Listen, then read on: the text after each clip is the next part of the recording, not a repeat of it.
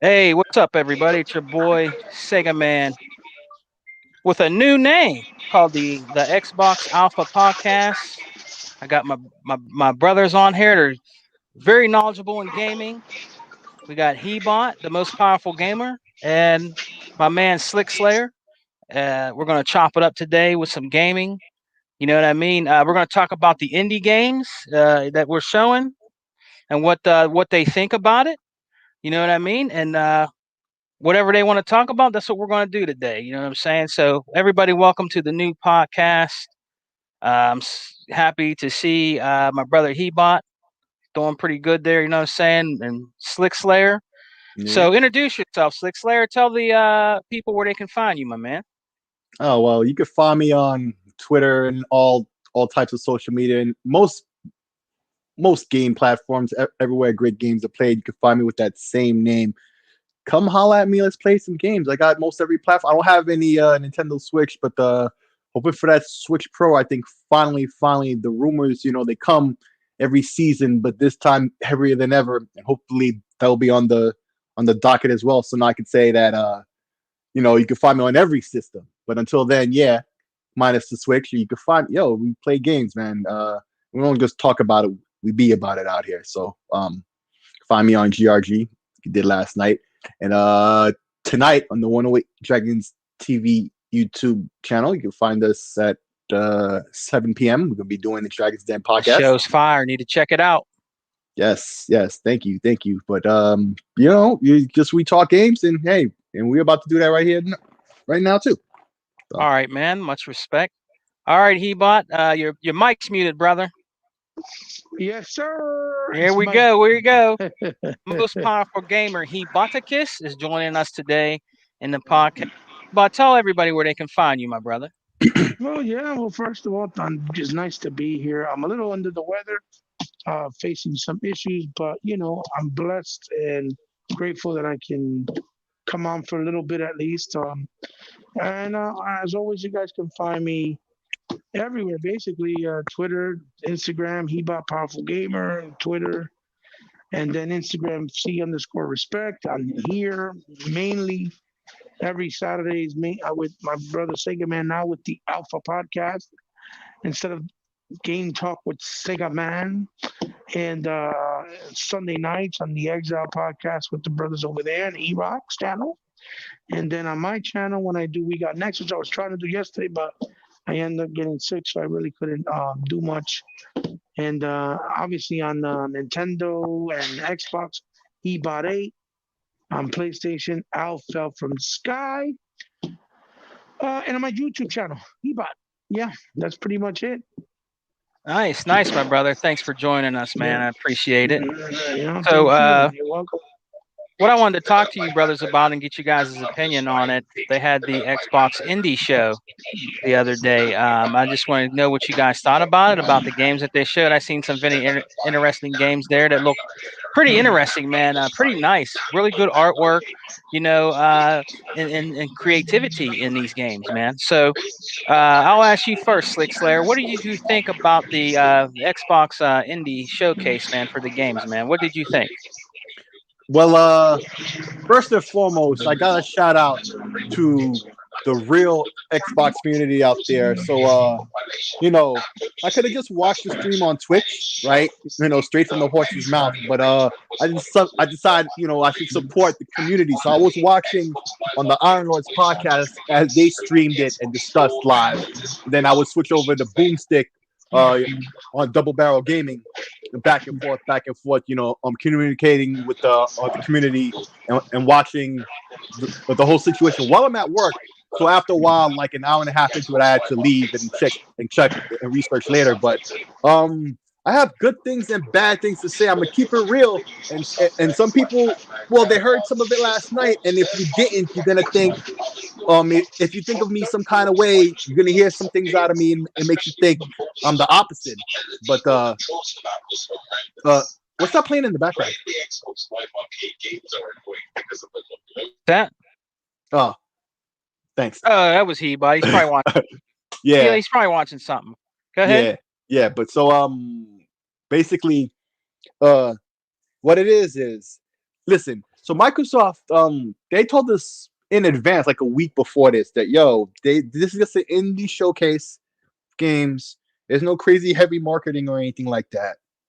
So they're gonna show us games, but this is not some big crazy thing to have crazy expectations on, and then when your own expectations aren't met, and then you're all upset with the show. So they let us know early on that there's some indies and stuff. A lot of little games from people here and there. Who's putting in their work, for something they love. So hope you enjoyed the smorgasbord that we're presenting to you. So right off bat, Exo Mecha, looking nice, chrome, shiny, looking real cool. There was stuff like man, well, Aerial Knights and Song of Iron, or is it Iron Song? I forgot the name. Is it Iron Song? Iron Song, I think. And those are two games, from the community as well. So, good to see those games getting some shine. But plenty of other things like Stalker 2, lots of great games were seen and shown. The Ascent, we got a better look at that, once, and pissing us off because we don't have a date, because that's how good the game looks like. We want it. We want it. We don't know when we're gonna get it, and looks so good. Stuff like that. So in terms of the content that was shown, yeah, beautiful. Like, oh my God, ain't nothing to complain about with that. But like I was quoting Joe Buttons last night. The presentation was straight ass eating garbage. Like, they could have did it way better. They had these talking heads, blah blah blah, and talking to the developers. That should happen at the end. Show the games. You group them up into little chunks.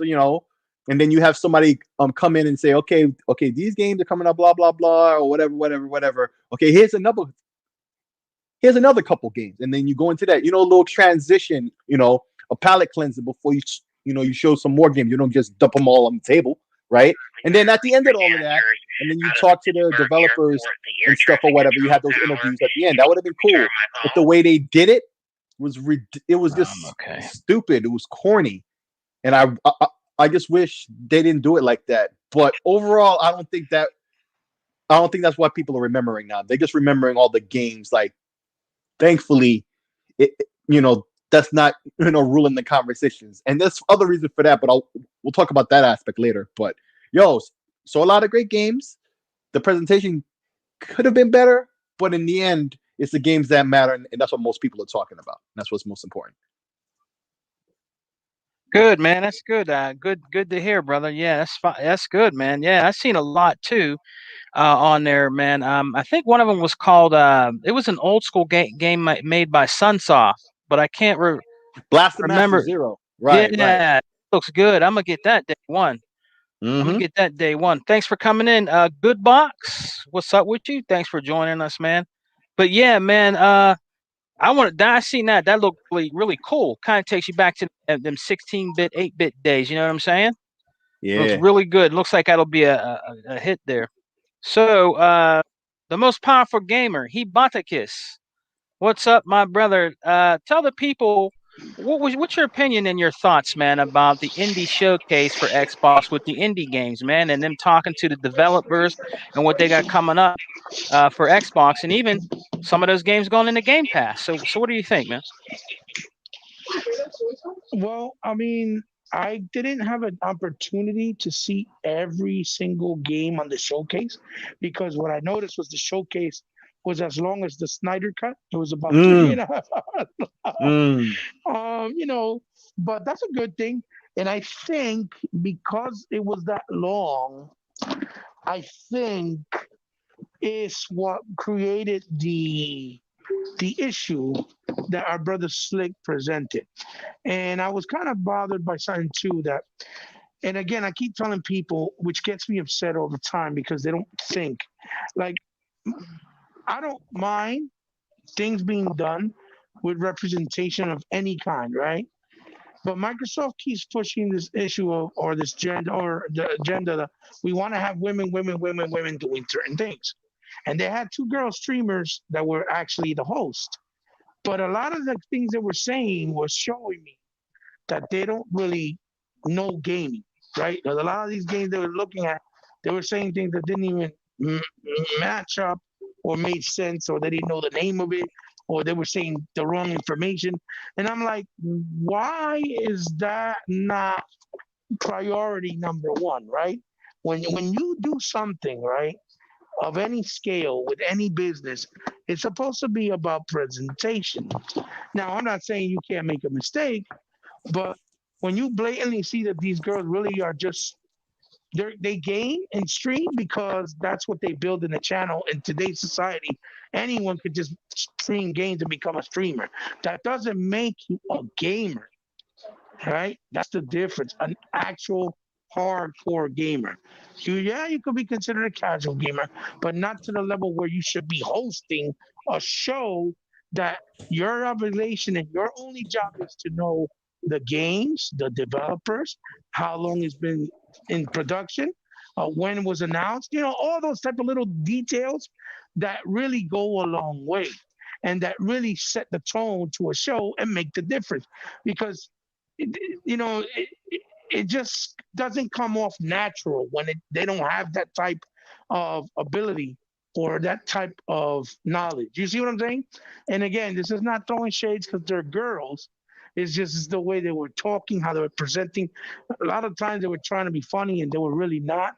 So it became kind of like it was kind of cringy, to be honest with you. Okay. But as far as the showcase with the games, they gave updates on a lot of games like the Echo Mecha. I've seen that. It's nice to see Tunic. It's nice to see, Song of Iron, right? Ascend. But we're almost at a point, especially in the Xbox community, that we're just thirsting for release dates because we've been seeing these games for a hot minute, and yet coming soon, coming 2021, coming 2020, and we haven't gotten release dates. We gotten delays and stuff like that. And one thing that I have to say, when I saw right the last show that they did with the indie games, right, the night before, they showed a lot of the indie games in the space for PlayStation 5, for Sony, right, for PlayStation. And they gave solid release dates, like Kina, right? Kina comes out in August, right? Like the Oddworld Munch Odyssey, that comes out in June. And that's the difference, I think, that people are feeling in the Xbox community when we see our show, but we keep getting placement dates, but not real valid release dates, right? Like we didn't see nothing from the gunk, and yet it was set to come out this year, right? One of the games I'm looking forward to this year. Um, we didn't see nothing from Crossfire X, right? The campaign from Remedy, which they're doing it with them, and that's supposed to be an independent game, even though it looks high quality, because people mistaken budget over independency.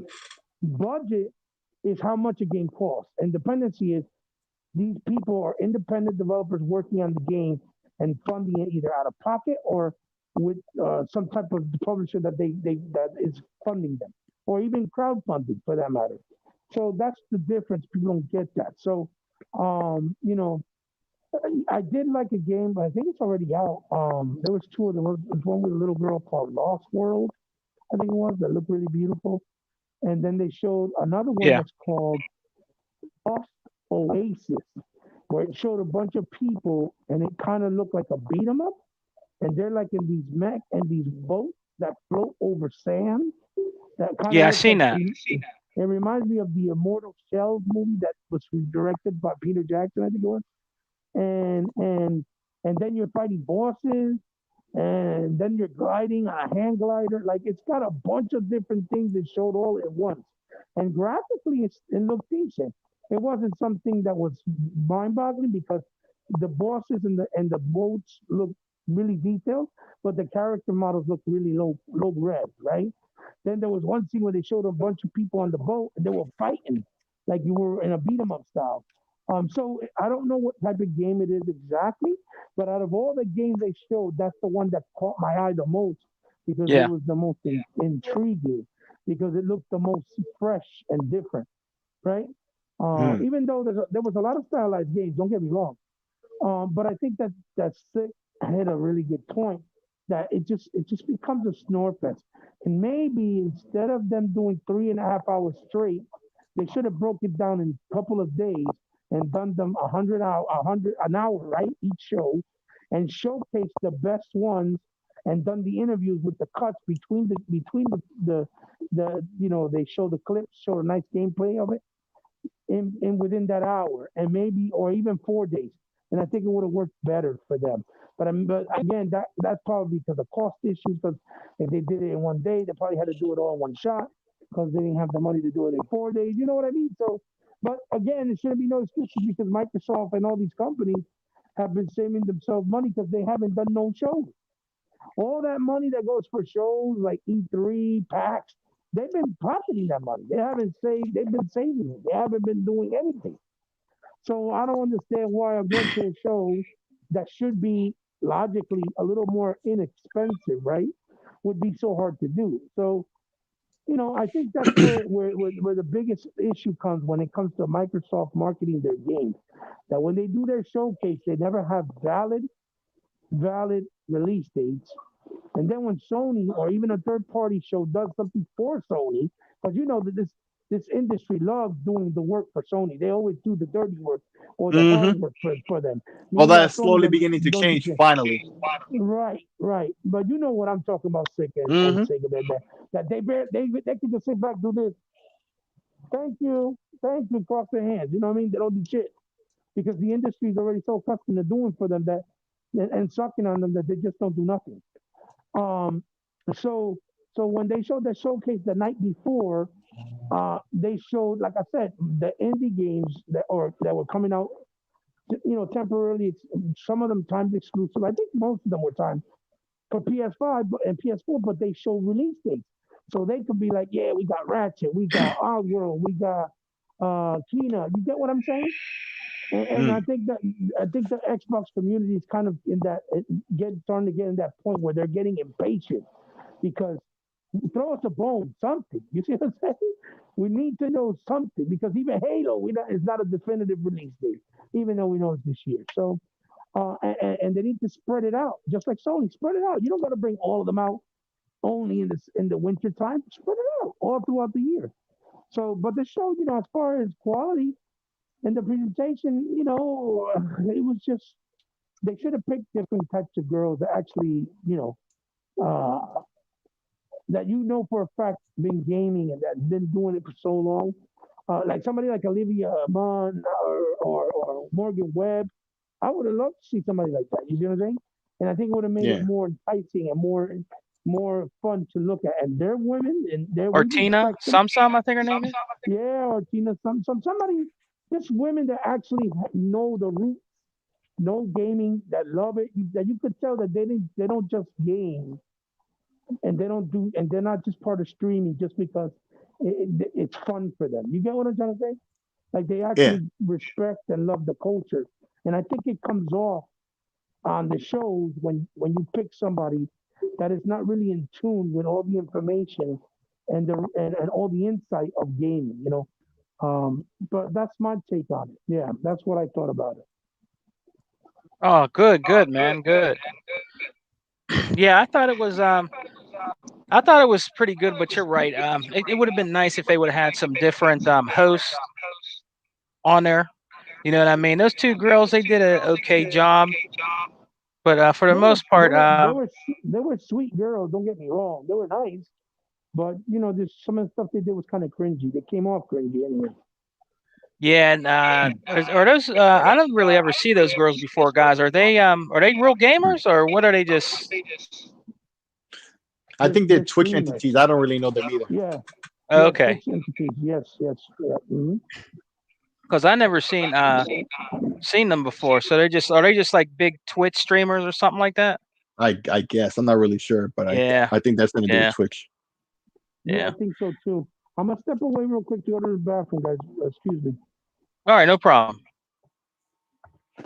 So, Slick, man, what do you think about Game Pass? Game Pass seems to be growing and growing and growing, man, and just being bigger and bigger. And I'm hearing that that Xbox, we might have over 20 million subscribers now. I think the last time I heard it was like 18 million or Mm-hmm. 17 million. Mm-hmm. But I'm hearing 18. it's over. It's 18. I'm hearing it's like 20 million. Do you think it's over that, or do you think that's just about right? Because that's pretty good, man, to get more people implemented in the Game Pass, man. It just keeps getting better and better, man. I think it's going to get probably by the end of the year or somewhere around there. I think it might even get even probably like 30. Well, let's hope maybe like 30 million, 25, something like that. It seems like it's really doing Easily pretty good. 25. Easily 25 at a minimum on a low ball, but Yeah. more than that. I don't know if he'll hit 30, but easily 25 and, definitely, somewhat higher.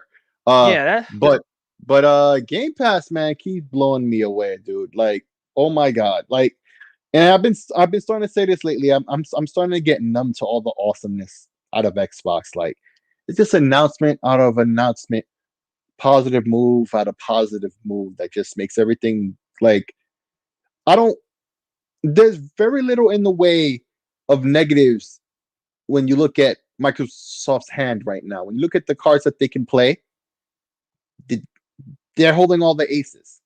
yeah. Basically, Mhm. like almost, or at least three and a king or something. You know what I'm saying? Yeah. Like they and they can quickly get that ace, that fourth ace, and just win. So when I look at Game Pass, it's like, and then they make this whole new thing. What they did with Outriders. Not only is Microsoft clearly a company that's listening, right? When they saw the reaction to the whole Xbox Live price increase, right? Not only did they reverse that decision the same freaking day.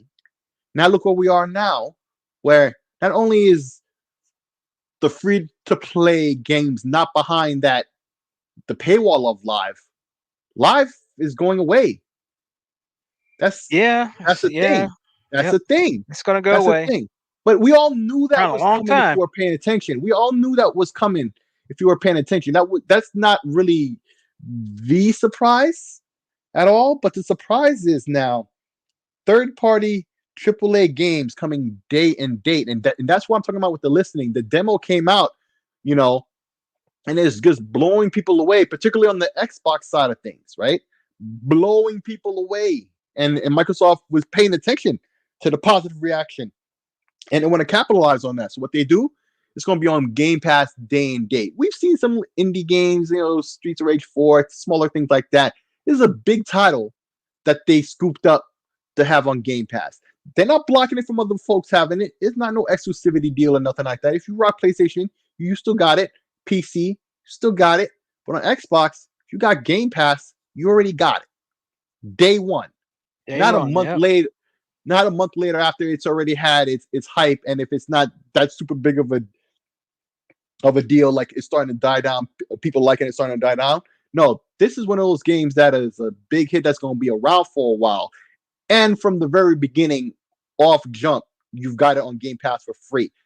Big title that a lot of people had already spent $60 on before the Game Pass announcement was even made, off the strength of that demo.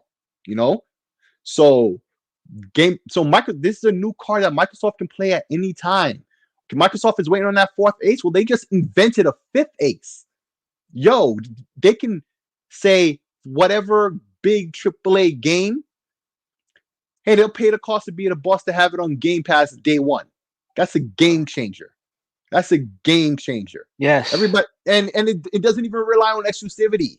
Just the fact you have it on Game Pass day one makes you want to come to play it on Xbox without excluding other platforms from having it. Unlike what Sony is doing with the whole anime thing, where even the government is looking at that like a monopoly thing. What Microsoft is doing is not a monopoly thing. People try to misframe the whole ZeniMax deal as Microsoft causing monopoly. No, there are multiple big publishers and developers out there that cost as much, possibly more than ZeniMax, and there's multiple of them, at least 5, 6 plus, that Microsoft would have to buy at least 3 of them before you can start saying they have some kind of monopoly. Okay, Oh, so there ain't man. no monopoly. There's not.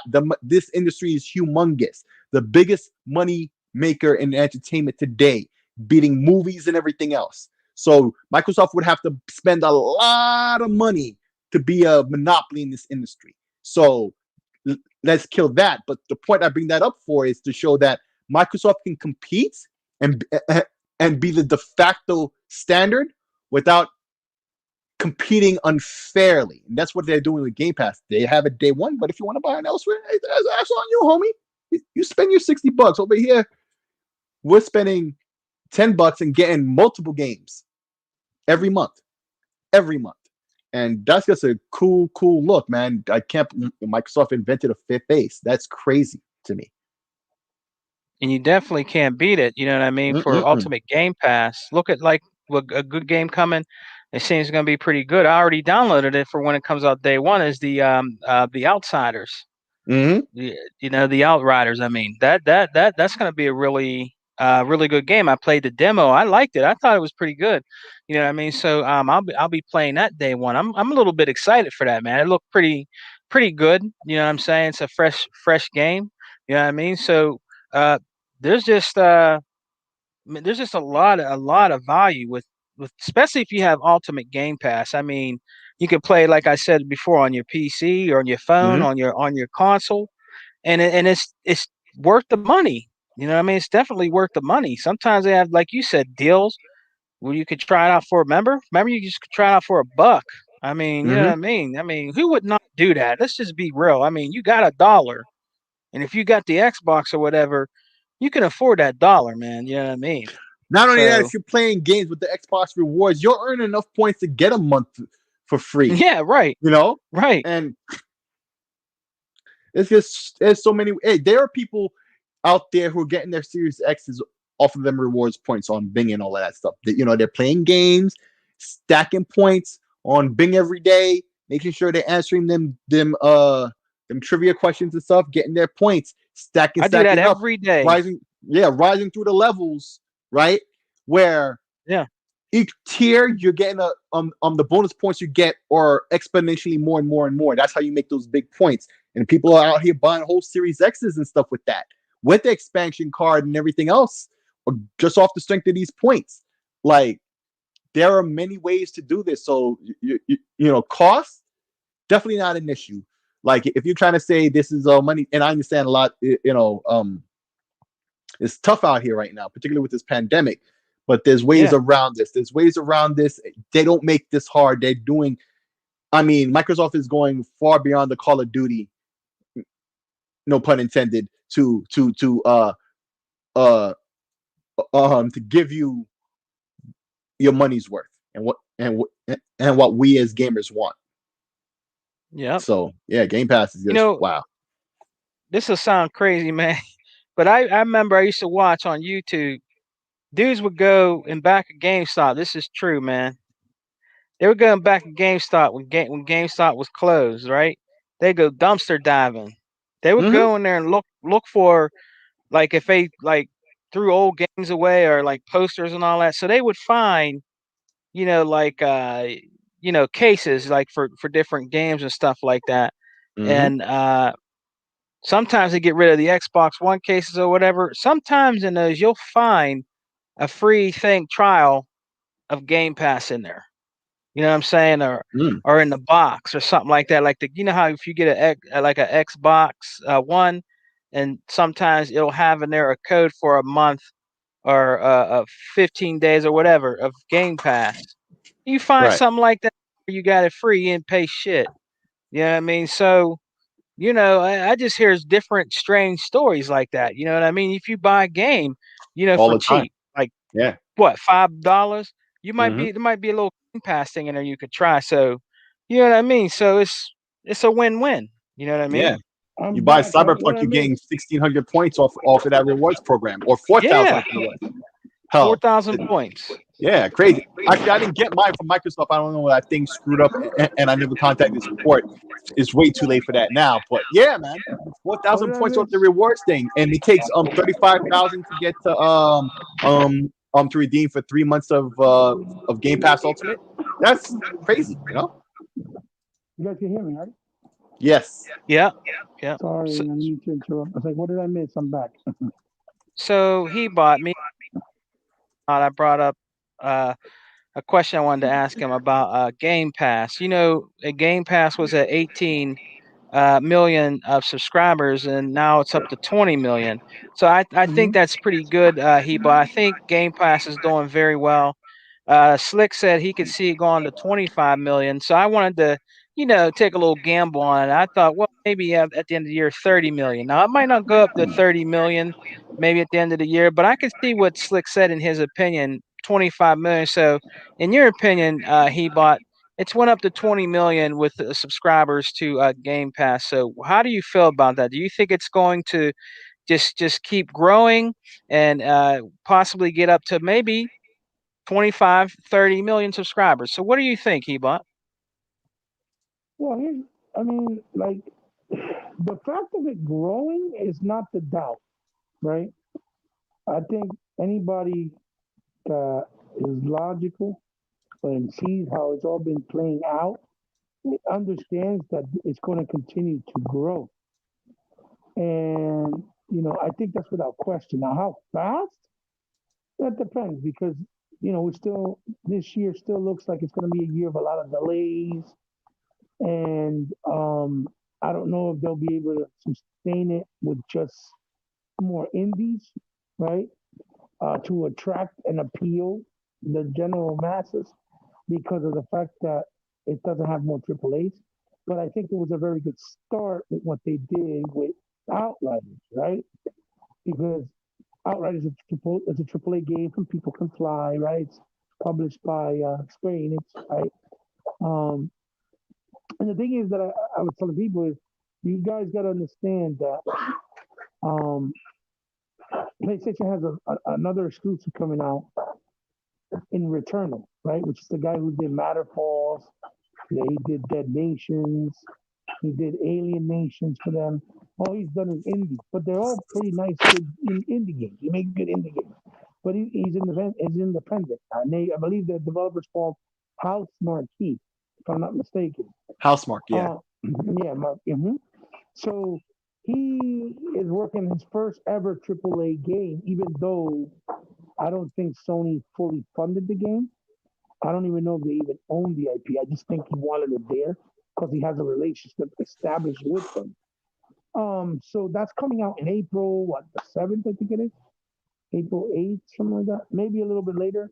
So Microsoft was wise in trying to get a big AAA, deal with a multi-plat so that it could be on Game Pass. So that way the people that are on PlayStation, right, they're more than likely going to try to buy the Returnal because it's exclusive.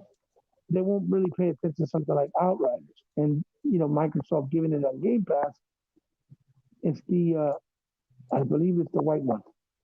It's more than attractive, right? Because people want to try that game out first. They're kind of in defense, a lot of people, because one, they don't even know who People Can Fly is. A lot of people don't even know they're the ones who did Gears Judgment and Bulletstorm, right? Um, which is two fantastic games, very underrated, very underappreciated, in my personal opinion. And I think a lot of people will agree. But this is something different that they're trying to do, their own new proprietary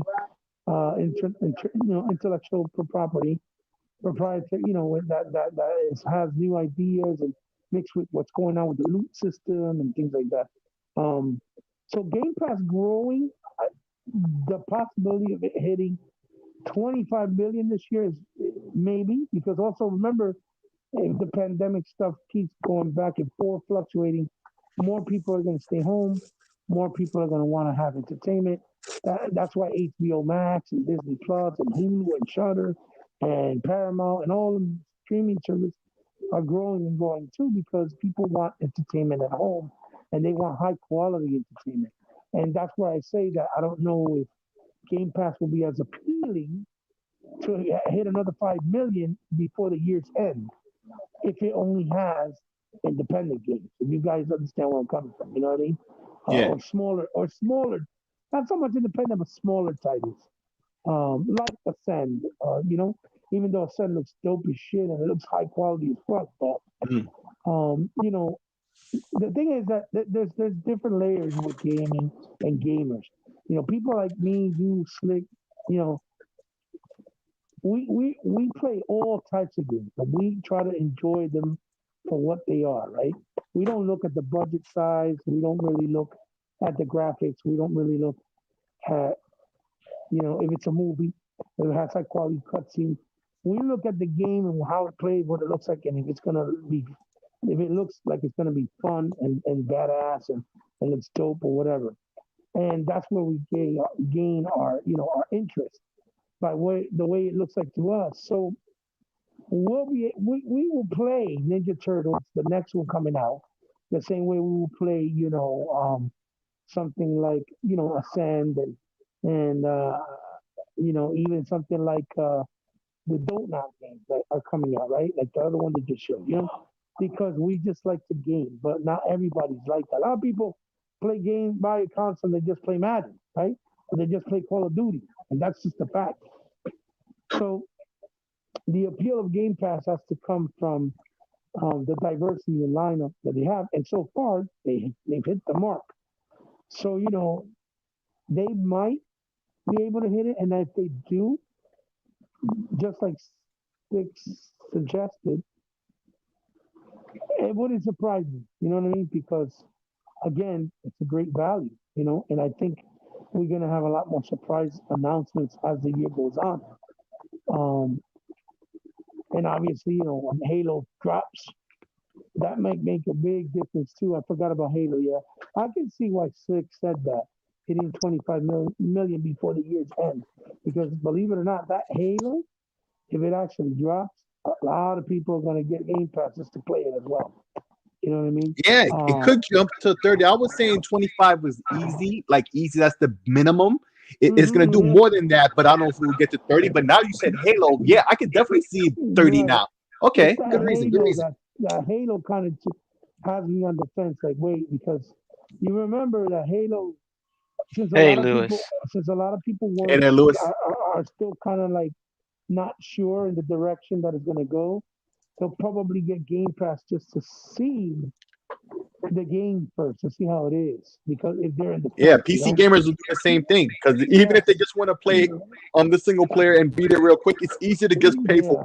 the Game Pass They're not gonna and buy it'll an be in and Xbox out. console because they got the PC. They'll just play it on PC, get Right, Game Pass. Yeah, right. and They then could if they at like least just it, do they'll the buy 1 month, it. yeah, just for the one Yeah, game, and then the next month just don't have it. But that's still a yeah, lot of people for that one time. That's a lot of money to get one yeah, time, yeah. and But they're you gonna, might keep some. Sick. It'll at least last the holidays, right? For at least if it comes out, let's say October, it'll be October, November, December. It'll be Halos will be like the top charts, right? Exactly. You'll know that for a fact. Yeah. But the thing is, too, this also, like you said and pointed out, could potentially also raise sales for the game because the PC cats that play it, if they enjoy it, they might go out and buy it as well. You see what I'm saying? Hmm. So I can see the 25 mil being a definite uh, possibility mark for the end of the year. 30, I'm not maybe, but up for sure 25. But especially with the Halo coming out, and if they got like Gunk, the Gunk comes out or Crossfire X, and some, like at least two or three heavy hitters, or the new fours that they said that they're gonna show on E3, then it could definitely, yeah. I mean, I don't think it's out of the realm of possibilities to say that those numbers can get to that point. But if it's just like I said, if it was just like the indie game they showed yesterday, it might not be as easy because it won't be as appealing.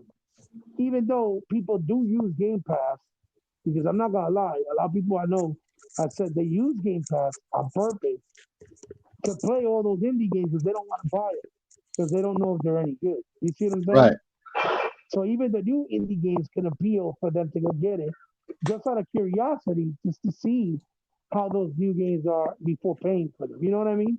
Yeah. So I think it can work in both ways. I can see that. I can see that. I mean, I take back. Yeah, I can see that. I can see that. I can see that. It can work in their favor in many different ways.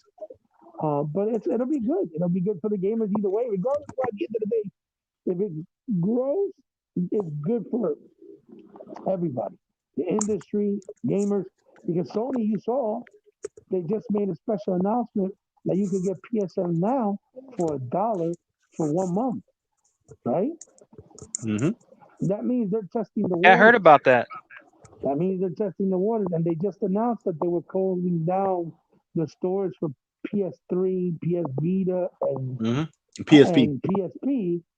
And then there's another article that came out a couple of days later that was obviously a rumor, but what they're saying is that supposedly they're working on some type of back and path from all the last generation consoles going back to PlayStation 1. And if that's true, that's great even for them. That's even better because Yeah. that's gonna make both consoles very appealing now. Because now you can play the old shit there too. Now, Right. Yeah. is it gonna be where you have to pay for it from right from the from scratch, or can you use? I think that'll be the big de facto. Or can you use your existing CDs or game library that you already have? Obviously not the digital ones, but the like like you see this like I showed you guys earlier, right? So I have here, right, the Yeah. final the R-Type final, right, for PS2. You Yeah. see the disc, right, for the guys, right. So if you can pop this bad boy into the PS5 or PS4, let's say, and play the game, oh, that's gonna be very appealing because now Hmm. they're talking about it in the same standards as Xbox. You see what I'm saying? And now you have a reason to want to go get it because you're preserving your investment. Because I got a lot of PlayStation 2 games and PS3 games. Like my House of the Dead 4, I'm able to bring it over and play it because it only came out on PS3. You see what I'm saying? Yeah. So it's gonna be interesting. It's gonna be interesting to see. But I definitely, I think it's gonna be just going forward. It's just a win-win for all of us if things keep going the way they're going. Okay? That's what I truly feel. Yeah, man. Yeah, that's and if you think about it, I'm not trying to throw shade, but I mean, they had the copy. You knew they were going to do it. Yeah. I mean, it was coming, right? Slick? You It's knew how they that was always coming. do. Yeah. Well, they were going to do something that was going to do just like Microsoft, where they make like a subscription or something like that for $1. I mean, you knew it was going to come eventually. You know what Well, I a lot mean? of these clowns online didn't, they just don't. And that's the next thing I want to talk They about. don't Like, get yo, it. these They don't clowns get it. keep. They don't get They, it. they don't get it, but they don't. No, they do. Okay, it's some Speak do about it. and are lying anyway, right? And still want to pretend, right? And they know they're holding a live grenade in their hand that they already pulled the pin, but they don't throw it, and so it blows up in their face. And that's what's been happening lately. I noticed. Like, yo, now all of their um talking points are blowing up in their faces, are coming back to bite them in the ass. Like, who's that one dude who was just talking with a developer and he tried to use that SSD nonsense? I think that was J Dub, right? And it blew up in his Yeah. face. The developer was like, "No, this is going making the rounds on Twitter." Plus, there was that other thing from back when Mark Cerny first announced the PS5, and he was looking, "Oh, this is it," and then he said 9.2. He was like, right, right. Everybody's laughing at that, but it just goes to show Did you see? he dug his own grave with that. He Yeah. dug his No. own grave with that. The other Crap day, gamers. the other day, just to add to what you're saying, I didn't mean to interrupt you, but Yeah, go ahead. uh, I saw on Twitter, I think it was yesterday, somebody put up, David Jaffe, right? The guy who created God of War, right? Yes. Yeah. He has his own YouTube channel. He now shits the hay. He reviews games, talk about new games, whatever, right? The guy, another LED that he be on Twitter all the time. He's the Mm-hmm. pony. He's always trolling. He Mm-hmm. went in there. He went in there and said to him that game old school gamers like him that we stuck on the gameplay. That's all about the movie aspect of games now. And he tore him a new ass. He said, you gonna tell me that games are about movies and not about actual interaction, and yet they're called interactive games, right? He's Mm-hmm. like, if you want to fucking watch a movie, motherfucker, go to the movies and watch a movie. You know what I'm saying? David Jaffe It's- keeps it a buck too. He that ain't shit playing was around with none funny. of these clowns. He tells That it how shit it is. was He always did. funny as fuck. Yup. And I was like, Hey, that's I've been, exactly what I'm talking I've been about. saying that forever. That's Yup. exactly what I've been saying. Like, yeah, these Exactly. guys are crazy. All those They think, receipts are getting cashed in now. Like everybody's remembering what these clowns said. All of their talking points are blowing up in their faces now. All of them. Mhm. Every single one. Did you see that one? I forget what dude it was, but he wanted to start the whole was it over the Atmos thing or whatever thing they were using as a complaint or talking point again.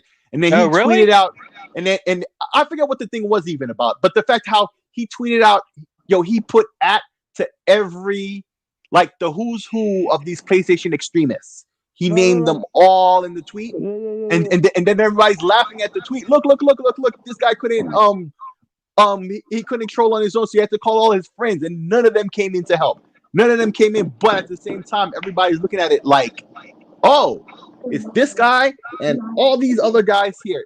If you don't know who they are and you don't have them blocked, well, here's your ease opportunity. There's a list for you right there, nice and clickable. You can go and block them all if you don't want to hear nonsense. And it was funny as hell. Like, and I'm starting to see even in the press, they're starting to change and be more objective.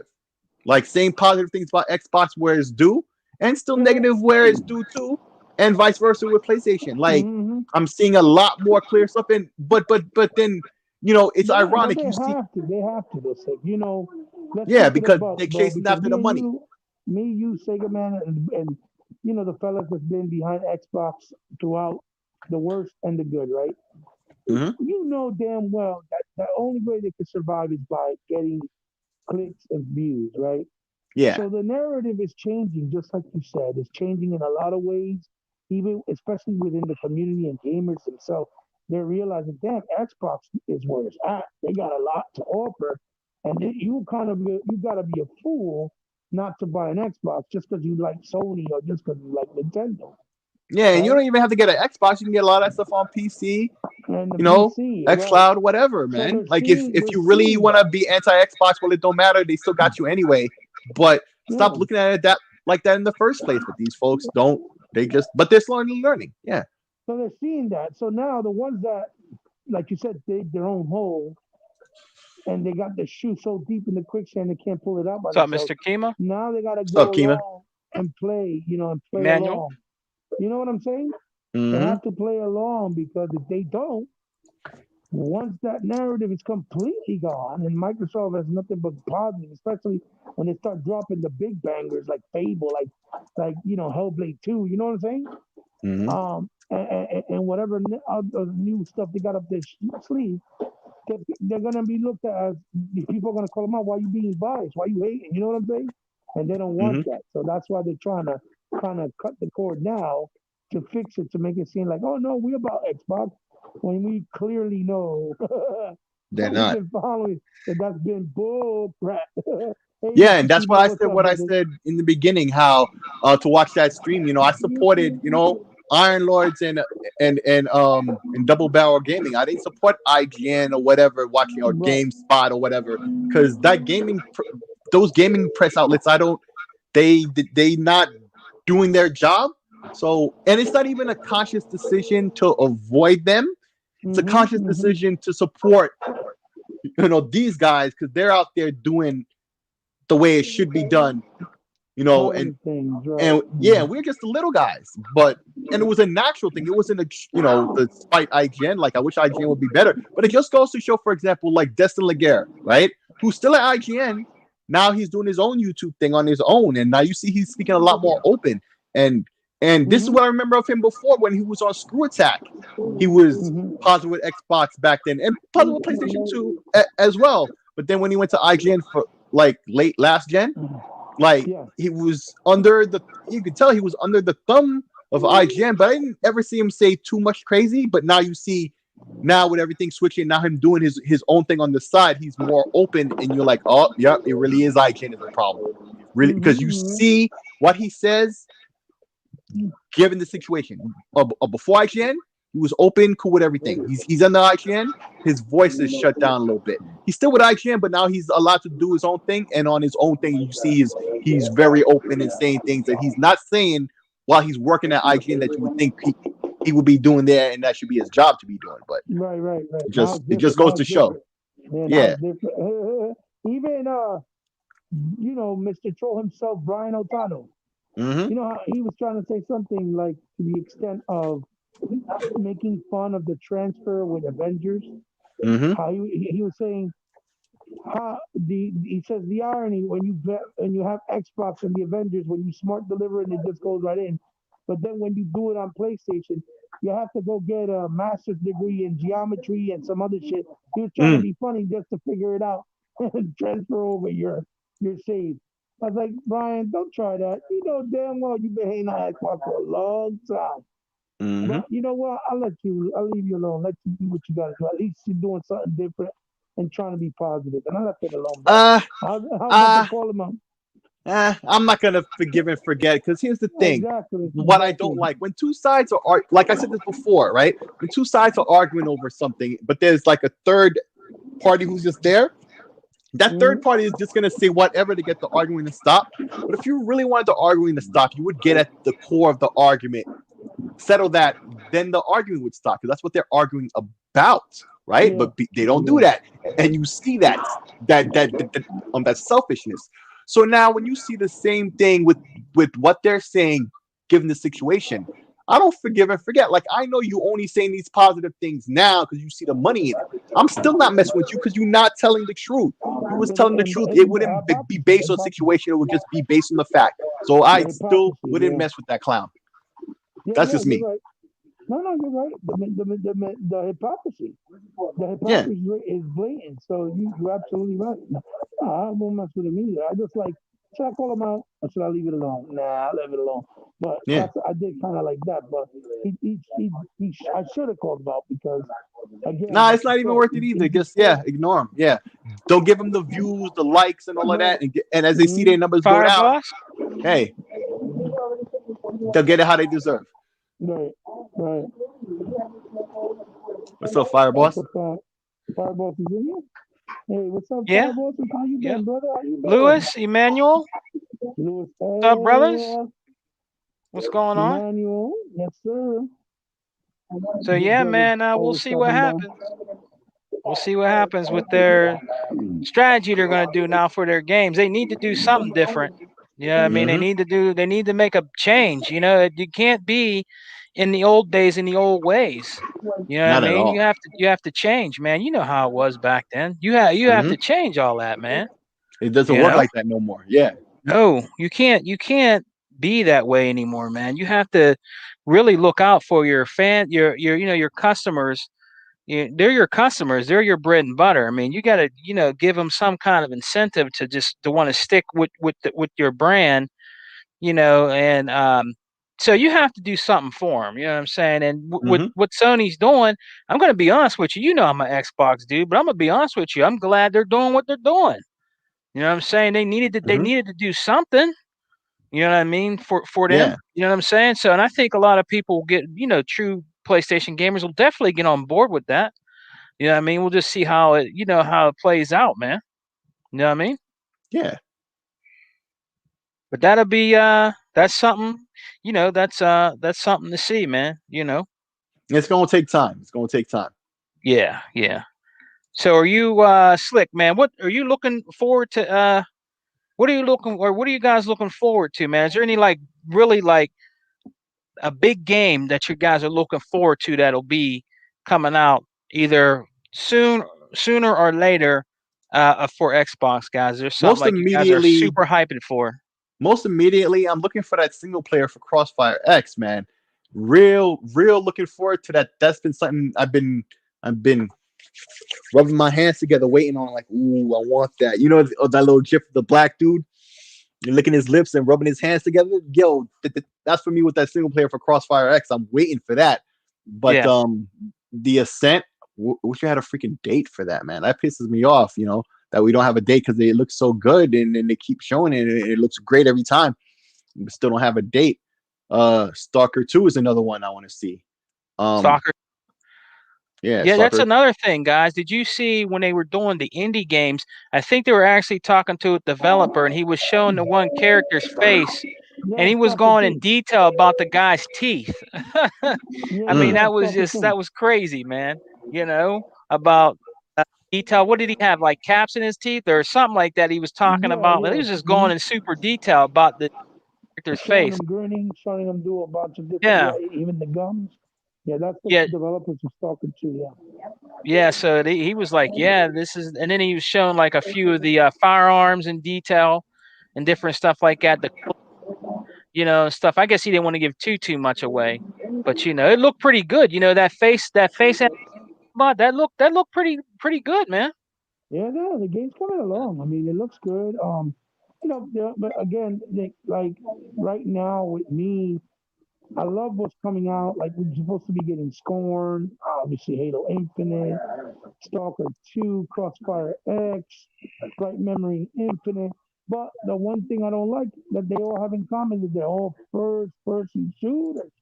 So I kind of feel oversaturated with first person shooters at the moment. I'm like, oh God, like, am I gonna play them? Of course. But there's just so many of them. Like I wish we had more of the third person hack and slash love, man. Like we haven't gotten a lot of that since last gen, man. And that Dark Souls and Demon Souls, roll back, die, level up, use certain armors.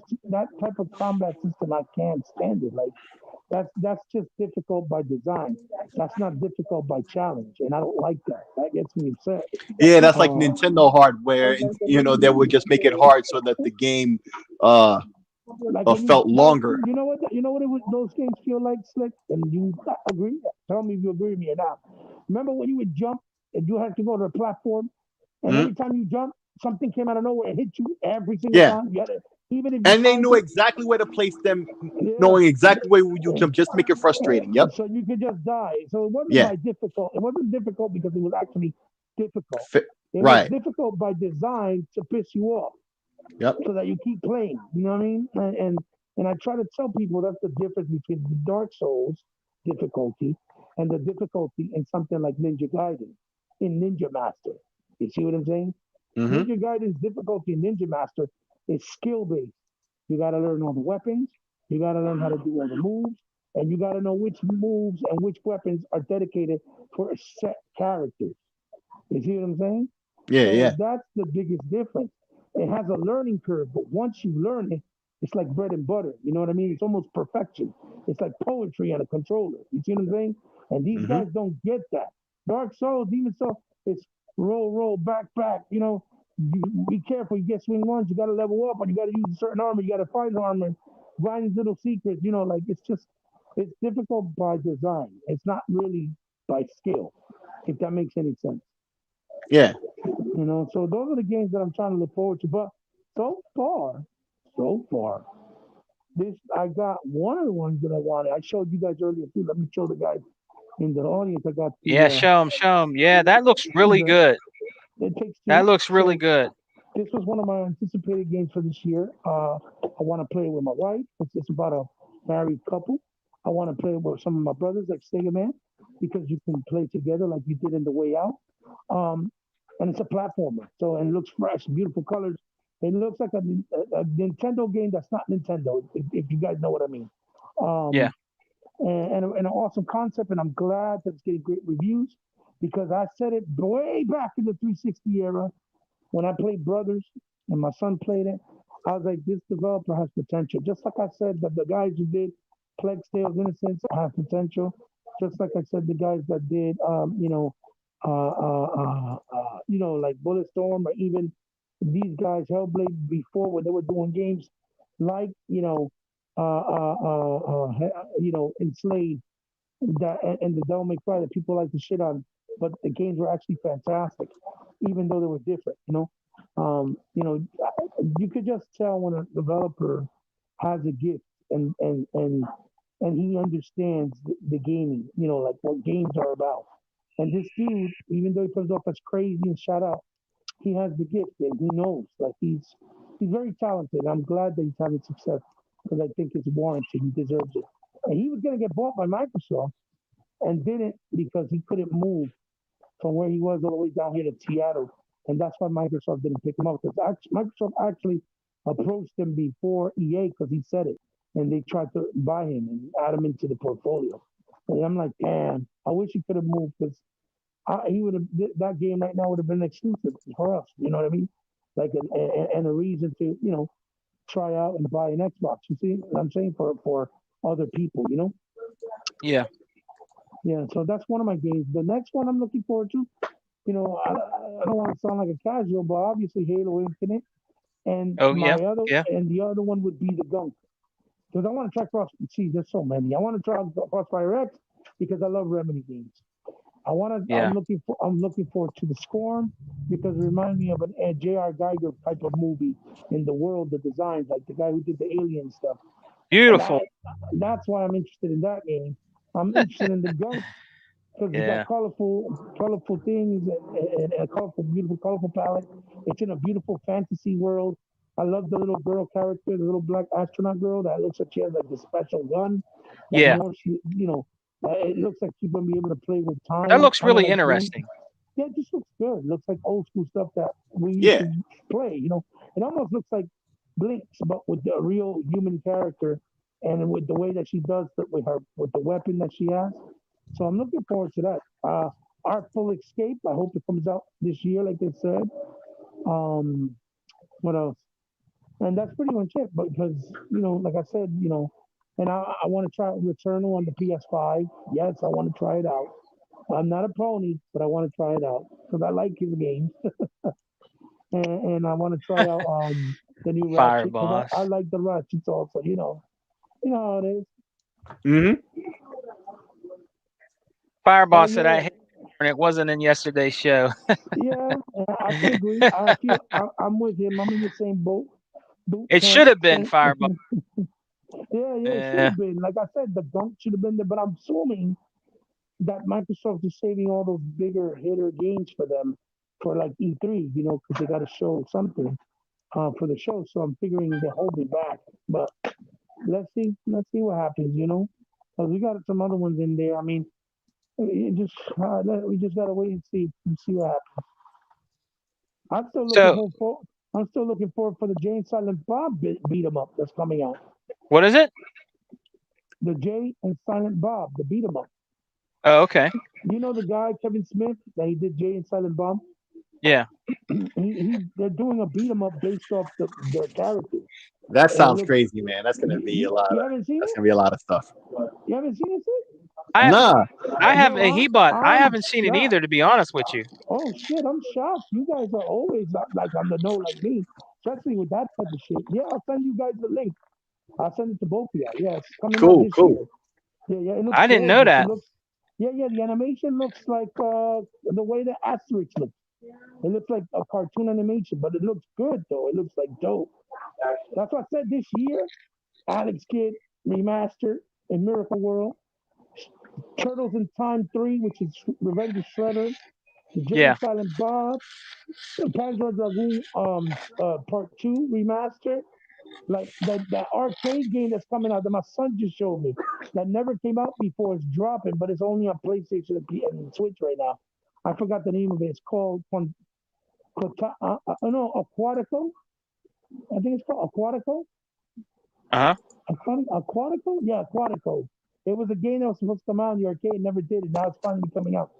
But it's only on Oh, PlayStation nice. and the Switch. It's called Aquatico, I think it's called. With a Mm. little boy and a little girl. Yeah, I'll send you the link for that one too. Yeah. Fantasy Star Online 2, that's a great one. Yeah. Yeah. Lewis Starfield, just.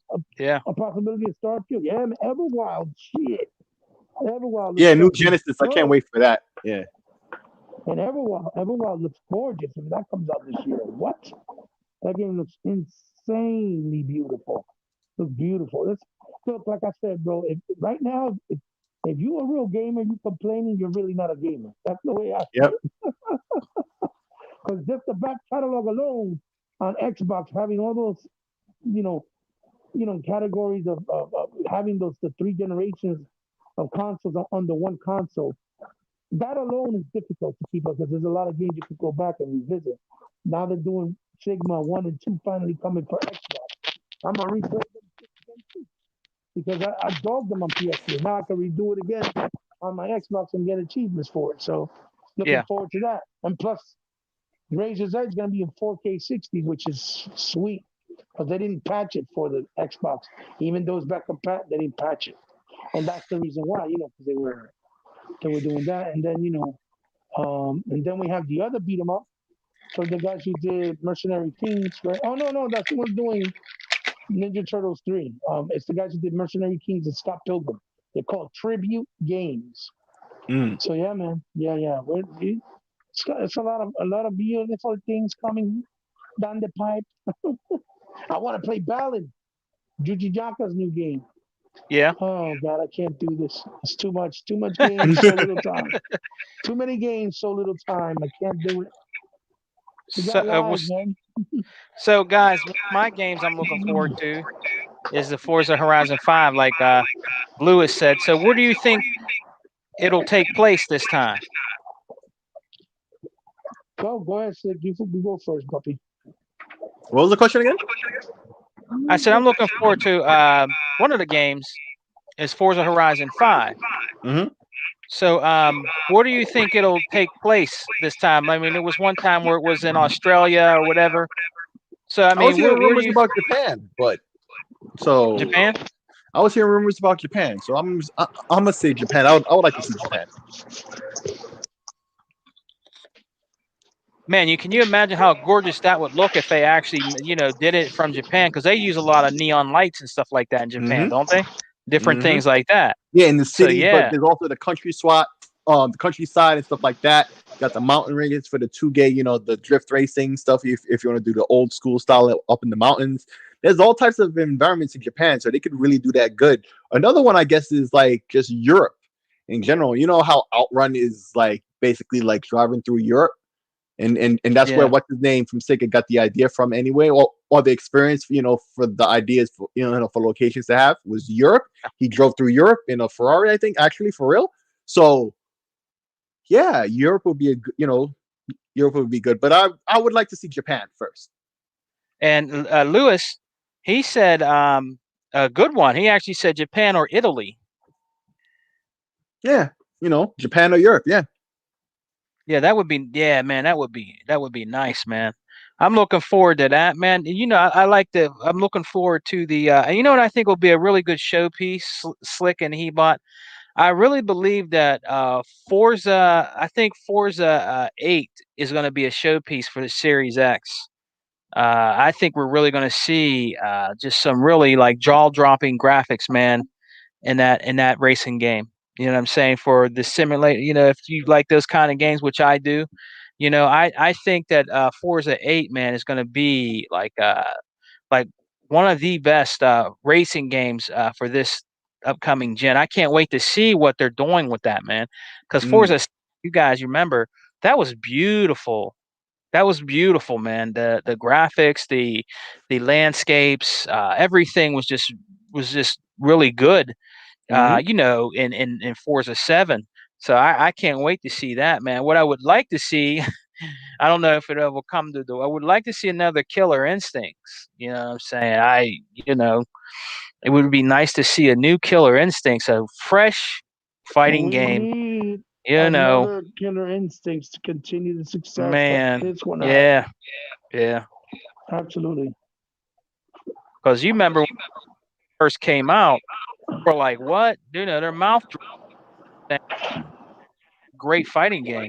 Mm-hmm. You know what I mean? Still one of the best fighters of this gen. If you go play it and play any other game, it's Killer Instinct. Still one of the so best fast, so fluid, responsive. You know what I mean? Yeah, feels gorgeous. Like it feels like butter on bread. It's so good, so good.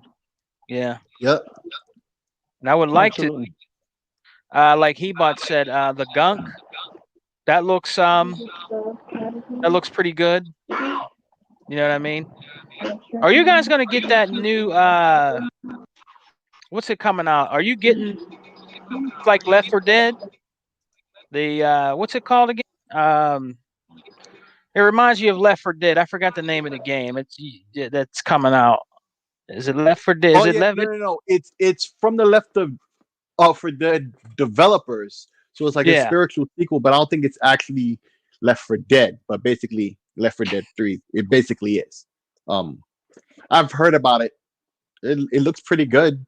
The animation, the gun shooting and reloading animations all seem familiar. Even before I knew what it was. Yeah. I was like, those animations look familiar, and then when I found out who it is making it and what it is, I was like, oh, okay, that's why. I'm like, oh, that all makes sense now. That's so, it, Lewis. Back for Blood. That's it. Back for Blood. That's what it's called. Yeah, Back for Blood. You're right. Slick. It reminds me of that because, man, when in the old 360 days, Slick, man, I had so much fun with Left 4 Dead 1 and 2. I played that for hours. I played online with people. It was really good what Steve and Valve did with that game. I just don't understand why these guys, even though they have Steam now, they're huge and big. I don't see why not bringing that IP back, man, and making another one, brother. I just don't. Or another Half-Life. And a lot of people have been asking for another Half-Life for so long. You know what I'm saying? Like they did the VR thing, right? So, I mean, it would be really nice to see Half-Life come back, man. Do you agree? Half-Life, man.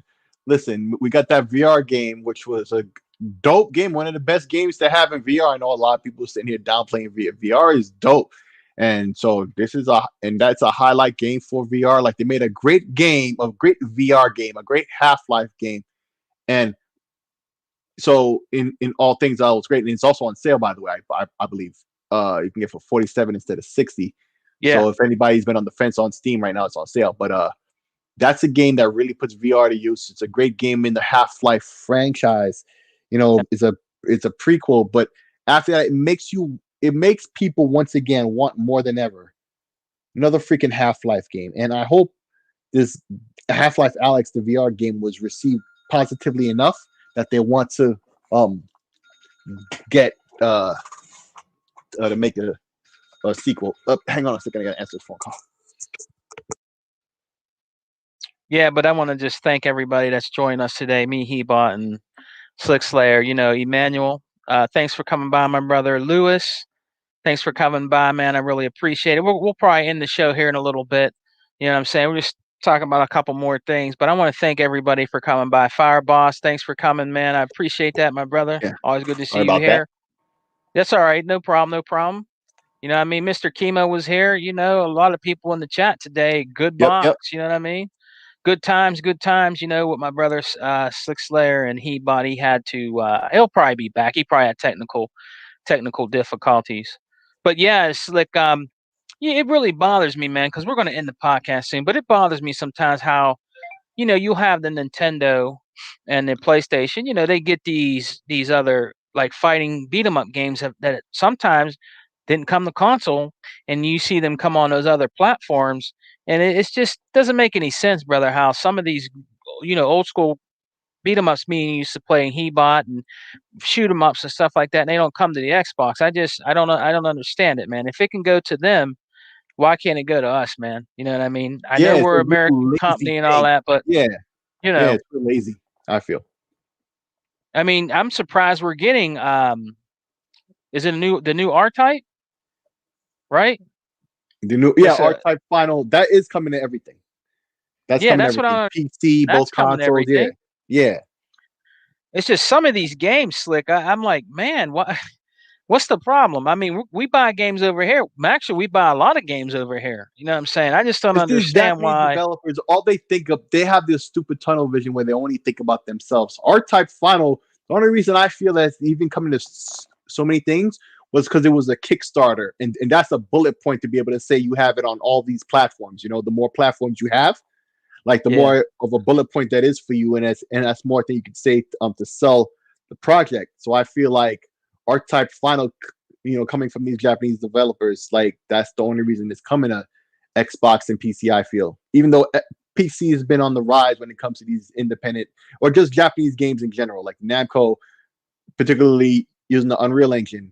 That just makes all their games naturally like be on everything or be compatible with everything, even though they only got to develop the game one time. So they'll do that. Besides, they're making their money, all over the place. So they've done that.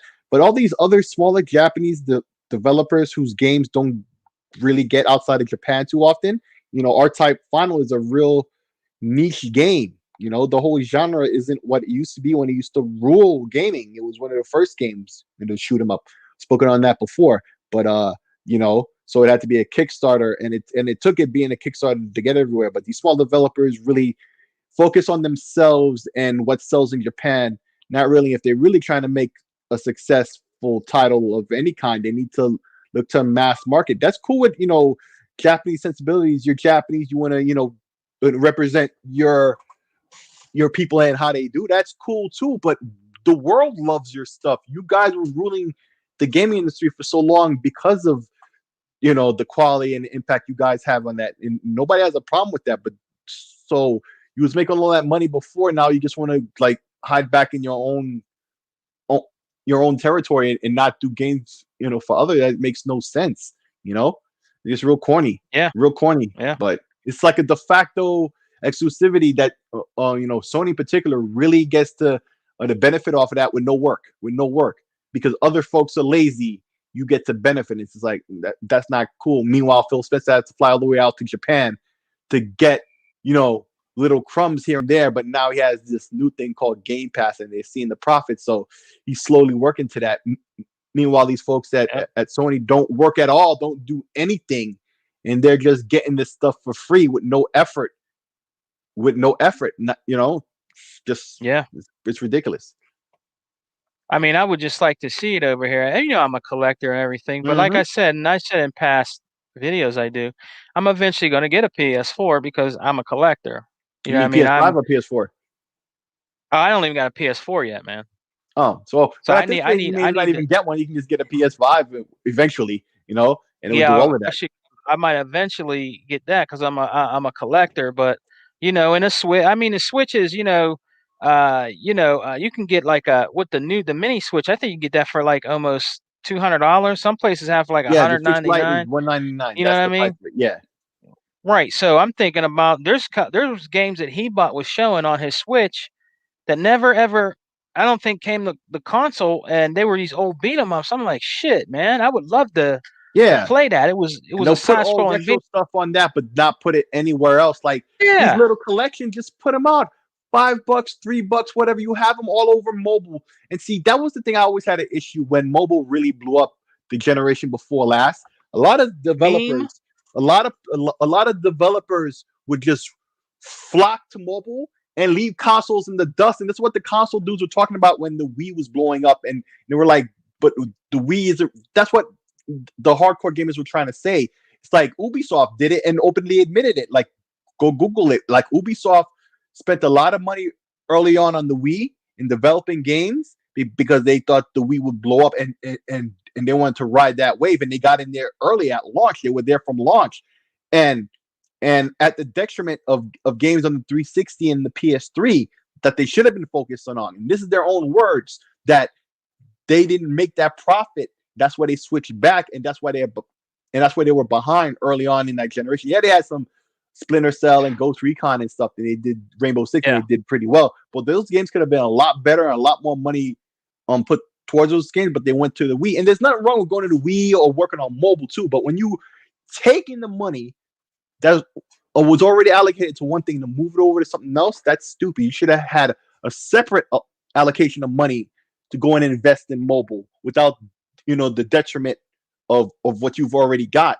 And now you're seeing all these little classic things all over the Switch because there were already a bunch of mobile ports they're just putting on the Switch because it's easy conversion, but never took the time to think, hey, we should have this on everything. Well, $3 for this game here, $5 for this game here. It worked with the virtual console, and these are the actual developers or the publishers of these games that are doing this left and right. Little old arcade games like we got Retromania Wrestling, but the game that is the sequel of, I forget, Wrestle Fest, I think. Isn't that on the Switch? There's lots of old retro games. There's lots of old retro games that are on the Switch, and people just, and it's this mindset of, just put that on the Switch. And yeah, that's great for the Switch. Obviously, you put that there first. I'm not even saying don't, or that's a bad place to put it, or that even that's not the target place. I get that. But gamers love games however they can get them. And when you have little things like this, that's easy to port, where it's pretty much a click to compile it for your other platforms and just put it out everywhere. Just throw as much as to the wall as you can. Like, what's wrong with you? Why didn't you think of that? And it's only when they do situations like Kickstarter and stuff where the fans get to speak up and say, hey, we want on this platform. We're on this platform too. That these games come, like this Retromania Wrestling, like, R-Type Final 2 and others in the past and in the future. It's a common thing. Meanwhile, Microsoft has to be out there, working relationships, but they're busy working relationships with big developers. These little guys that are doing the things we really care about, they're not going to talk to them. They have enough on their plate of people to talk to. So it's a whole situation, man. It's a whole, furball of complication that they got to work on. But we slowly just got working at it. too. We just got if you're a big baseball fan, we're going to be getting that the show 21. Yeah, Mhm. I mean, I think 100 definitely wants to get that, but like I said, they're putting it over here. It's going to sell a lot more over here too. It's going to, like I Yeah. said, it's bringing in more money. It used to be for PlayStation, but now it's coming to the Xbox, which is more revenue or more money. I And just I made the prediction last night at the very end of GRG. I said, I bet you MLB The Show. Yeah. By the end of the baseball season, or towards the end, like late playoffs. So I guarantee you it's on Game Pass. Yeah, it won't be there day one, but around that time it'll be on Game Pass, if not earlier. Yeah. Don't be surprised. Oh man, you know how many people there's a lot of baseball fans out there. 100 being one of them. Mhm. I think he's actually buying that day one. He probably pre-ordered it. So, Oh, you know what I absolutely. mean? But that's going to be that's good. That's huge. That's actually huge, and that's more money. That's what it's all about. I mean, you should want your platform. Honestly, besides your exclusives, I understand exclusives for the consoles. I understand that, but like some of these other ones, they should be on all consoles, man. Not just these developers don't seem to get it, man. They don't, man. They don't. And that that new Mass Effect, I think it's the remaster. Are you gonna get that? No, I'm not getting that. Getting it? Okay. The Legendary Edition or the Remastered Edition or something like that. Yeah. And I heard about a game called Rust. I don't know if that's. Yeah, I've heard that name many times. I really don't know nothing about it, but a lot of people are waiting on that game. I really don't know anything about it other than the fact that people all waiting on it. multiplayer? So is that a multiplayer game though, Slick? Do you know? Is that all like it's like a multiplayer? I have no idea. I have no idea. Oh, okay. But I want to say maybe. I don't think it's a single player game. I'll say that. At least that. I don't think it's single player. Yeah, and Hebot's definitely getting. Now I'm going to wait on this, Slick. I'm going to wait on this because I have the Ninja Gaiden or Gaiden games, but he is getting that master. I think he's getting that master collection because he said there's versions of there that were on the PS3 that the 360 didn't have.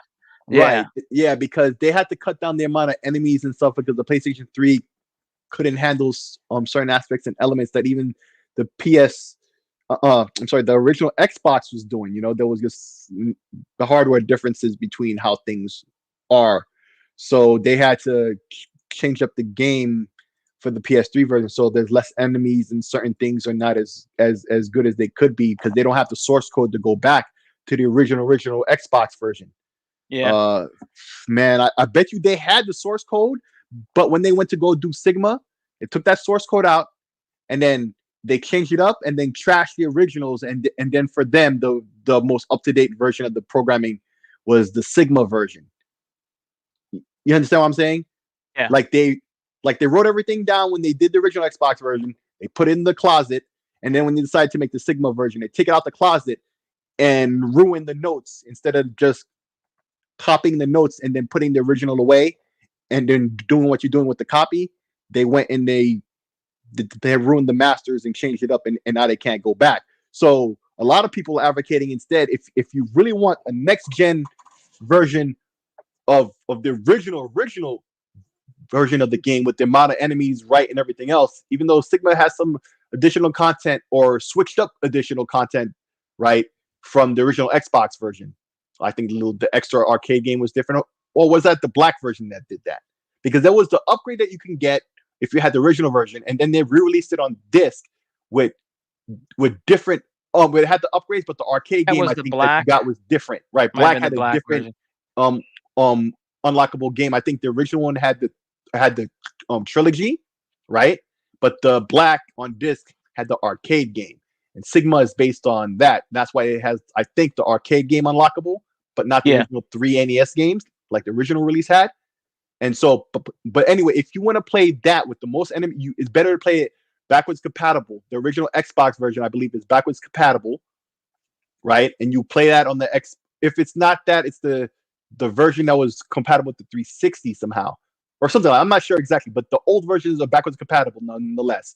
You could play it on the series platform or even the Xbox One backwards compatible with all the original amount of enemies and everything. So, if you don't like, if in the end Digital Foundry, they're gonna do a breakdown. If there's certain things that are wrong, kind of like what happened with Crisis Remastered, which by the way they've largely fixed up, and I broke my own rule to buy that game off of the Epic Store because it was on sale for $15. But yeah, we gotta wait to see what Digital Foundry says about how they did it. If they took a lot out, or if it's like, or if it's like the Crisis Remastered situation where it's not good, or if it's actually good. Because if it's bad, then you go get the old backwards compatible versions. If it's good, then you can get this new one and you'll be good. But I suggest to people to wait and see how it shakes out first before you go out and you buy either version. And that's Well, did you see to gamers? Well, you see what Emmanuel said? If you wait 3 to 6 months, you'll get the Mass Effect Remastered for free with EA Play on Game Pass Ultimate. Probably. I agree, Emmanuel. I agree. I mean, there's people out there, Emmanuel. Like I have all the ones that are back compat, and and I actually beat all of them on the 360. But I went back and played to the little bit of like where I ended off on like when you beat it, you can go back to the plans, do stuff. I went back to revisit them, and they look pretty good on there. But I just, like he said, I'm gonna wait. You know what I mean? What I usually do is if I get it in Game Pass Slick and I play it in there, when it becomes like a good price, like a really good price that's reasonable to me, I end up buying it. You know what I mean? Right. I end up buying it and then I'll have it. Yeah. Right. Like I just bought and people are gonna be like, damn, Sega man, I just bought for $15, I just bought Resident Evil 2. And I'm really enjoying that. You know what I mean? I'm at the part where that big ass metal dude is following me around, and I'm trying to do shit before he fucks me up. That big metal dude, whatever he is, at Mr. X or whatever. He's following me around and shit, and I'm trying to do things. So I'm at that part right now, but I'm really enjoying Resident Evil 2, and I might get 3 before the sale's over. I might get 3. I'm trying to get some more points because it's $15 too. So, or 17, one of those, but it's a good deal. So I might bite on that and have that in my backlog and, play that after I beat 2 on there. You know what I mean? So if it comes, you're right, Emmanuel. I mean, I can wait 3 to 6 months. If it comes in there, I'll play it in there on there and then, buy it later. You know what I mean? And Firebuff's been playing. I tried this sick. I tried this game. I tried Octopath Traveler. I've tried it. I'm trying to get into it a little bit. There's a lot of what is it? Not like talking in it, like in the game. But I'm trying it. I'm just trying it because I heard it was on the Switch. But I tried it for a little bit. It's okay. You know what I mean? I need to get into it more. But I try Octopath Traveler. On xCloud. Yeah. Yeah. So what do you think about it? I see a lot of people on our friends list playing it. You know what I mean? It's like a solid RPG. If you're into RPGs, especially the classic style, this looks like a good one. But remember, this is old school hardcore. If you're really not into this, this may not be for you to try. Like first off, like if you're new to the genre, this is jumping into the deep end. I'm not saying in terms of complexity or whatever like that. It's just that it's real deep. It's not for beginners. I would say, like a beginner could pick it up and figure it out and all that. It's not that level of not for beginners, but it's the style where they expect you to know what the heck you're doing. Like you played games like this before. They're not really going to hold your hand and they start running. They toss you in the deep end and you better know what's going on off jump. And so if you're not that type of gamer, do your homework, whatever. Great game. But like Lemon said, I wouldn't have spent $60 on it when Away Dragon said, and I get that.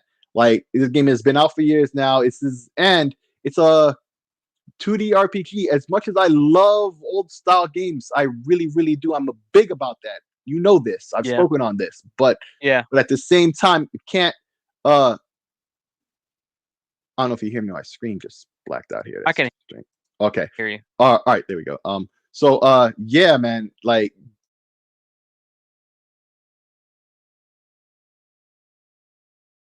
You there? Slick?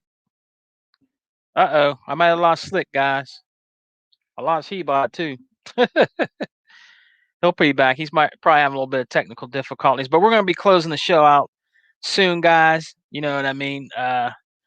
Check out the Dragon's Den podcast tonight with your boy Lemetheus. You know what I'm saying? Lemon, Dragons 108, 7 o'clock. Check them out. Hey, he's doing pretty good. His podcast is doing pretty good. Dragon's podcast is pretty good, man. He has different guests on there.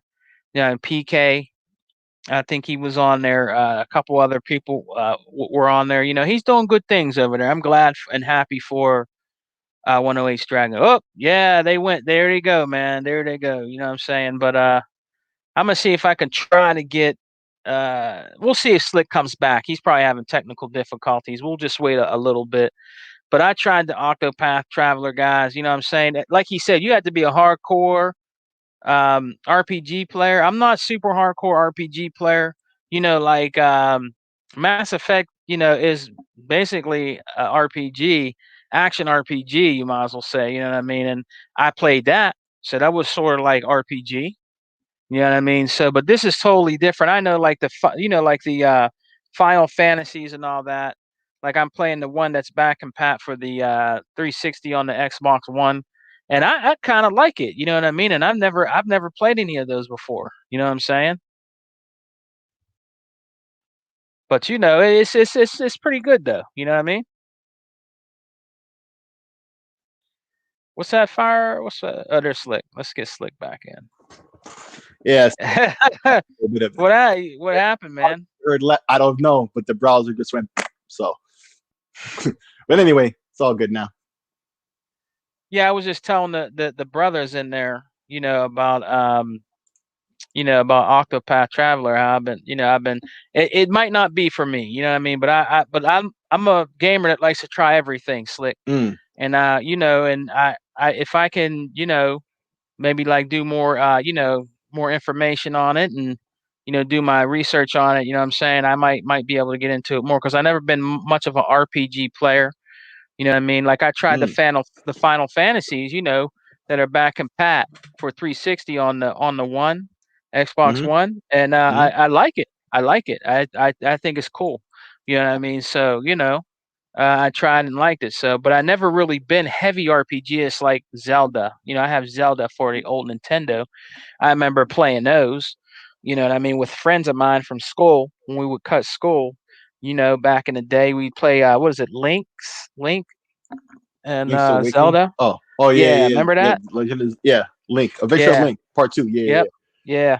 And he was really into that, and I watched him play. And I'm like, man, this is pretty cool, But I would play with him, But yeah, if you're a serious RPG player, you're gonna definitely probably like Octopath Traveler. Bless you, brother. But you're probably gonna like it. You know what I mean? Mm-hmm. But that Ninja Gaiden, man, they have the Master Edition and Deluxe Edition. So I don't know if the Deluxe Edition has the Sigma in it, or they both have Sigma. Maybe they just give you more in the Deluxe, I guess. Well, they both have Sigma because they don't have the original code anymore. They lost it. So I don't. Okay. But if one of them is the collection of the old ones, then yeah. If it's not, and it's just a different, it's like two versions, like 2 tiers to buy, like a super deluxe and a deluxe, then it's Sigma. Oh, okay. All right. Yeah, hey, Fire Boss, I hear you, man. It's just, I like to, I like to try everything, man. I'm a gamer, you know what I'm saying? So I try everything, you know what I mean? If I can't get it, then I'll never get it. You know what I'm saying? I just like to try everything. Anything that comes in the Game Pass, I at least try it once. If I don't like it, I can always, uninstall it. But it doesn't hurt to try new games that come in there. You know what I mean? Right. You might as well use your service. You pay for your service, use your service. You know what I mean? So, yeah, because the Fireboss is like, you're gonna suck, man. Hey, man, hey, At least I tried it, but it looks kind of interesting. You could tell it's looks kind of like a Nintendo game. You know what I'm Hmm. saying? And Hmm. Lewis can't wait for Ninja Gaiden collection. I guess he's on board. Yeah. You know what I'm saying? So yeah, man. I don't know about me day one. Like Emmanuel said, if it comes in Game Pass, I'm in there sick. So Of I'm a course. definitely Right. playing, man. Yeah. And it Well, could sick. be, right at the last second, just before you, like right after you buy it, and you're like, I should have waited. Come on, that's been happening a lot with Game Pass. But that's some first world problems, man. That's a problem I'll live with any day of the week, bro. Yeah. All right, Slick. Before we sign off, one more. Did you see that Hot Wheels Unleashed? Are you going to try that? I think Hot. it's a Hot Wheels game. It's No, a no, no. I Hot didn't see Wheels that. Unleashed.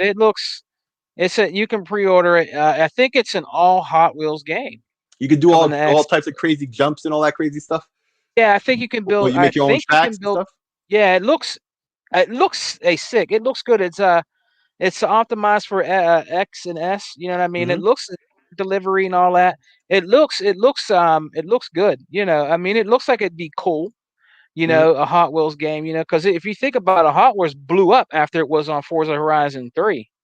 I mean, that just blew up big time. I Yeah. mean, that was selling like a motherfucker. You know that Oh that was yeah. That was a big on add-on. Yeah. there. So yeah, that's coming out. Life is Strange, True Colors. I think they're bringing a new one out. I mean, if you're into the Life is Strange stuff, I mean, I would get that stuff when it was on sale.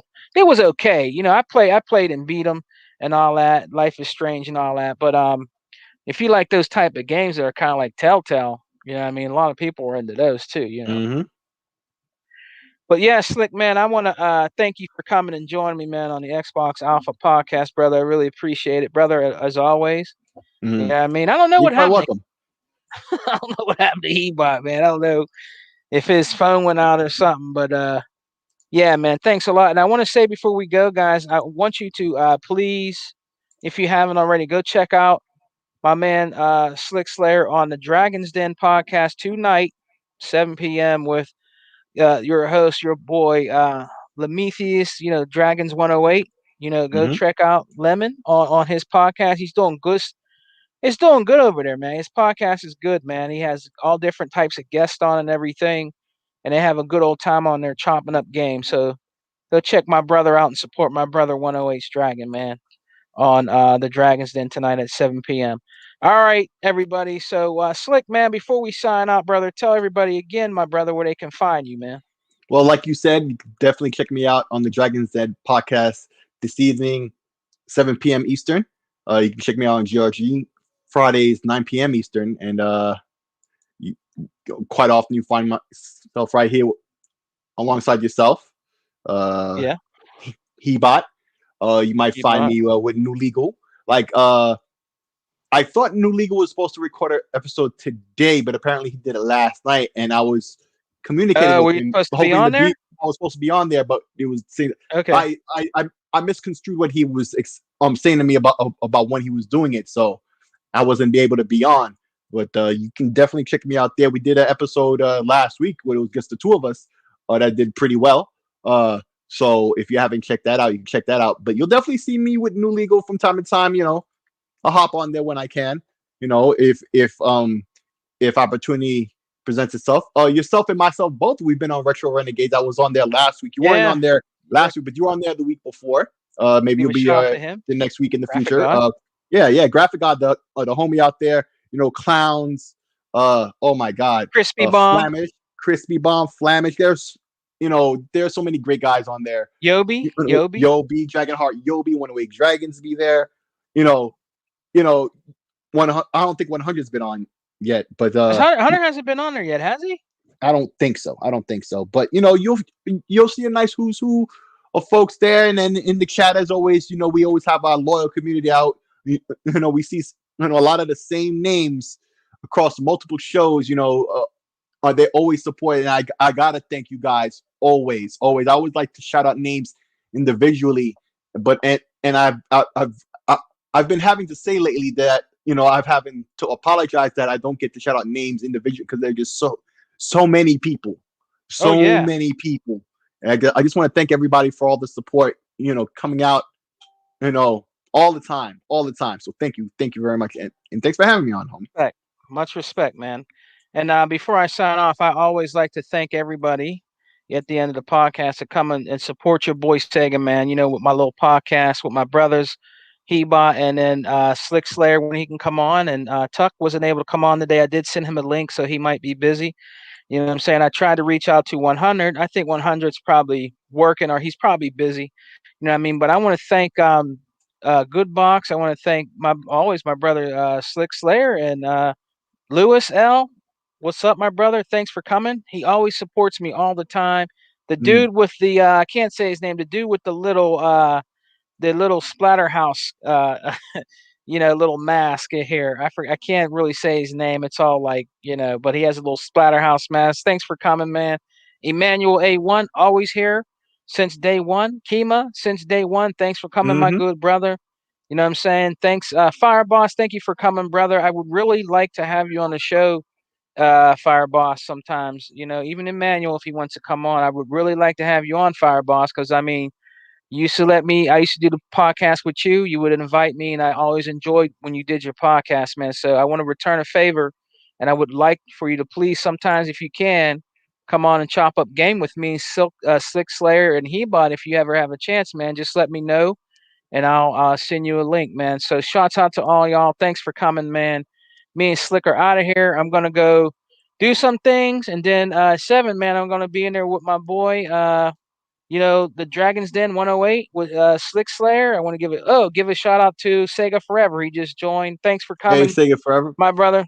We'll have to get you back on again, man. Whenever you're in Hawaii, man, but whenever you got time, let Hebot or me know, man, and we'd like to get you back in here. This is another good brother. You have to check out his channel, All In channel. You know what I mean? He does great stuff too, man. He's an Xbox brother, and I really appreciate him for coming in. So, all right, guys, we're going to sign out now. You can always find me on my YouTube channel, Sega Man 101. Also on Twitter, Sega Man 101. Everybody, be safe, guys. Enjoy your gaming, and peace. And wear your mask, please. Yes. Please wear your mask. All right. Get vaccinated if you can. Yep. Yeah. Peace and love, guys. All right. We're out. Peace.